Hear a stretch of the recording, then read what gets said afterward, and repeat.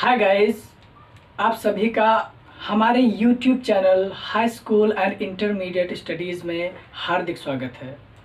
तो जैसा हमने पिछले वीडियो में देखा था, कोसेक एक्स और कोसेक इन्वर्स एक्स, इन दोनों पर हमने थोड़ी बहुत चर्चा कर ली थी जितनी ज़रूरी थी। आइए आगे बढ़ते हैं और अपने हम एक फंक्शन सेक एक्स और सेक इन्वर्स एक्स पर बात कर लेते हैं। तो आप देख पा रहे हैं कि यहाँ पर आपको सेक एक्स का ग्राफ दिखाया गया है, सेक इन्वर्स का ग्राफ दिखाया गया है। इसे देखकर परेशान होने की कोई ज़रूरत नहीं है, बहुत ही आसान तरीके से आपको समझ में आ जाएगा। But for that you have to have patience for some time. After it I will clear you. So अभी के लिए आप यहाँ पर बस ये जान लीजिए कि ये ग्राफ होता है, मतलब ऐसा होता है। तो अभी देखिए यहाँ पर जैसे कि आप यहाँ पर देखिए, इसको क्या लिखा जा सकता है, sec x is equal to 1/cos x। ठीक है, यहाँ पर भी वही बात कि cos x 0 ना होने दें आप 0। जितनी वैल्यूज आपको मिलती चली जाएं, जितनी वैल्यूज आप यहाँ पर 0 ना बनने देने के अलावा ढूंढ पा रहे हैं, उन सबका समुच्चय इस फलन का क्या कहलाएगा, डोमेन प्रांत कहलाएगा। बात समझ गए आप? तो आप यहाँ पर देखिए एक्स एक्सिस, आप एक्स एक्सिस को देखिए। एक्स एक्सिस पर बहुत सारी वैल्यूज आपको दिखाई गई हैं, मतलब ऑल रियल वैल्यूज हम यहाँ पर इनपुट में डालने की कोशिश कर रहे हैं, लेकिन कुछ वैल्यूज हैं जिन पर cos x 0 हो जा रहा है, तो उन वैल्यूज पर ये फंक्शन डिफाइंड नहीं होगा, ये फलन डिफाइंड नहीं होगा। उन वैल्यूज का सेट हम बाहर निकाल देंगे। देखिए यहाँ पर ऑल रियल वैल्यूज में से cos x इन वैल्यूज पर 0 होता है, मतलब π/2 का विषम, अगर हम विषम गुणांक लेते चले जाएं, ठीक है, तो उन पर cos x क्या होता है, 0 होता चला जाता है, और उस सेट को ही हम बाहर कर देंगे। ठीक है, उन वैल्यूज के सेट को बाहर कर देंगे जिन वैल्यूज पर cos x 0 होता है। बात समझ गए आप? तो आपने पिछले वीडियोस में इनके बारे में समझा भी है, हमने आपको समझाने की कोशिश की है, तो ज़्यादा डिटेल में अभी हम फिर बार बार नहीं जाएंगे।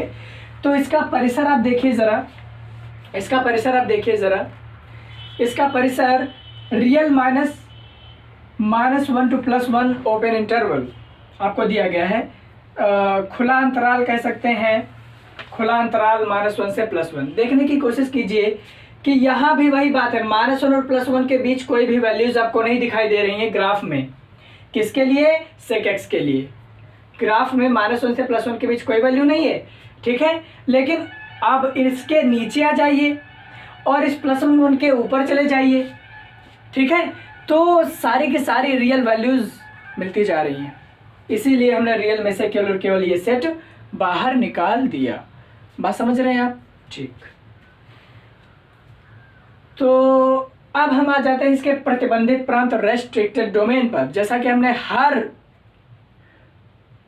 ट्रिगोनोमेट्रिक फंक्शन के साथ किया था, सबके लिए, यानी सबको एक एकी व आच्छादक बनाने के लिए हमने उसे रेस्ट्रिक्ट किया था, उसके डोमेन को रेस्ट्रिक्ट किया था। तो जिस पार्ट में रेस्ट्रिक्ट होता है, ठीक है, उस पार्ट को ही हम यहाँ पर प्रतिबंधित प्रांत बोलते हैं। अब देखिए जरा यहाँ पर कि 0 से पाई, देखिए यहाँ पर, ठीक है, जैसे कि ये 0 है, ठीक है, 0 से पाई पहले यहाँ तक और तुरंत यहाँ तक।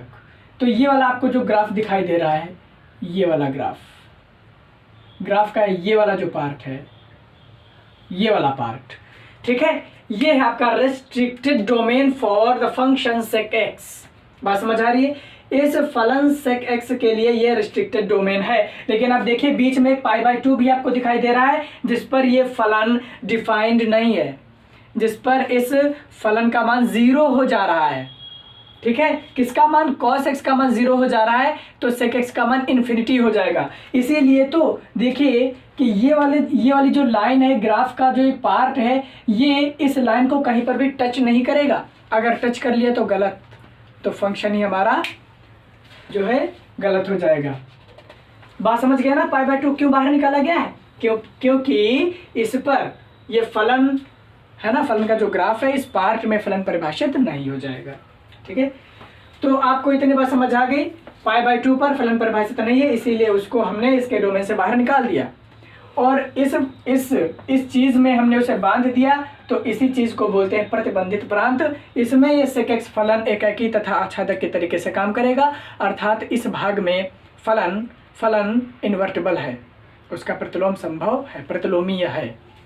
ठीक पिछले वीडियोस की तरीके से इसमें भी आपको इसका इन्वर्स दिखाया गया है, तो इसके इन्वर्स में भी आप बस वही बात फॉलो कीजिए कि जो x अक्ष पर था वो y एक्सिस पर है, जो यहाँ पर y एक्सिस पर है वो यहाँ पर x एक्सिस पर है।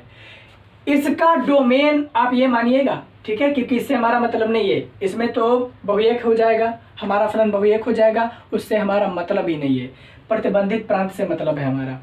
तो प्रतिबंधित प्रांत, इस फलन का जो प्रांत था वही इसका परिसर बन जा रहा है। बात समझ आ रही है आपको? इस फलन का जो परिसर था वही इसका प्रांत बन जा रहा है। आपको अच्छे से बातें क्लियर हो रही हैं? इस फलन का जो प्रांत आपको x अक्ष पर दिया गया था वो अब आपको y अक्ष पर मिल रहा है। इस फलन का जो परिसर आपको y अक्ष पर मिल रहा था वो आपको अब x अक्ष पर मिल रहा है, यानी कि ये अब प्रांत बन गया है इस इनवर्स फंक्शन का, तो इसीलिए प्रांत रियल -1 से +1, ठीक है, और ये परिसर बन गया जो कि, ठीक है, परिसर यानी मुख्य मान शाखा, ठीक है, परिसर यानी मुख्य मान शाखा। ऐसे बहुत सारे परिसर पॉसिबल हैं, बहुत सारे ऐसे टुकड़े पॉसिबल हैं जिनमें ये sec x फलन एकाकी तथा आच्छादक के तरीके से कार्य करेगा। ठीक है, जैसे कि ये वाला टुकड़ा हमने लिया है, लेकिन ये वाला और ये वाला टुकड़ा भी हमारा पॉसिबल है, लेकिन इन सभी पॉसिबल वैल्यूज़ में से केवल और केवल एक पॉसिबल वैल्यू, यानी एक वैल्यू का मतलब यहाँ पर हम रेंज बता रहे हैं आपको, ठीक है, एक पॉसिबल रेंज हमने ली हुई है ये वाली, ठीक है, तो इस वाली रेंज को ही हम यहाँ पर, अरे रेंज आप समझ रहे हैं ना हम क्या कहना चाह रहे हैं, कि इस वाले भाग को ही हम क्या बोल जा रहे हैं, प्रतिबंधित प्रांत। आपको बात समझ में आ रही है एकदम अच्छे तरीके से? ठीक है, तो यहाँ पर भी हमने डार्क कर दिया है ताकि आपको समझ आए। ठीक है, तो डार्क हमने क्या किया हुआ है भाई, डार्क हमने किया हुआ है इस एक्सिस के लिए, सॉरी इस इनवर्स फंक्शन के लिए। ठीक है, आप देखिए यहाँ पर ये इसका जो डोमेन है, ठीक है, वो आपको यहाँ पर डार्क ग्राफ करके दिखाया गया है। सो गाइज, आप लोगों को सब कुछ याद करना है, ऐसा सोचकर परेशान होने की कोई ज़रूरत नहीं है। केवल और केवल आप इतना ध्यान रखिए कि ये फलन है, ये फलन का ग्राफ है, ये फलन का प्रांत है जिसमें वह ये फलन एकाकी है, लेकिन सॉरी बहुएक है, ठीक है, और ये फलन का प्रतिबंधित प्रांत है जिसमें फलन बहुएक ना होकर एकाकी तथा आच्छादक है। ये इस फलन का परिसर है, ये इसी फलन का उल्टा यानी इनवर्स है, प्रतिलोम है, इनवर्स फंक्शन का ये प्रांत है और ये परिसर है। ठीक है, जिसे हम मुख्य मान शाखा बोलते हैं, principal value branch, principal value range बोलते हैं। So guys, please take a screenshot.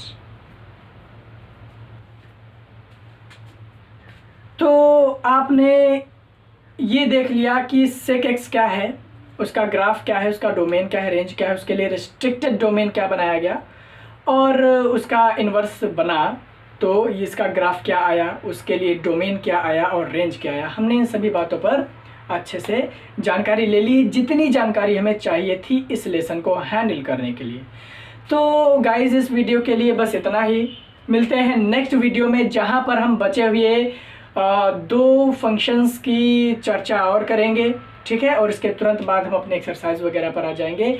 लेकिन यहाँ तक का सफ़र अगर हमने अच्छे से तय कर लिया तो एक्सरसाइज हैंडल होने में कोई प्रॉब्लम नहीं आने वाली। सो गाइस, मिलते हैं नेक्स्ट वीडियो में, तब तक के लिए take care and good bye.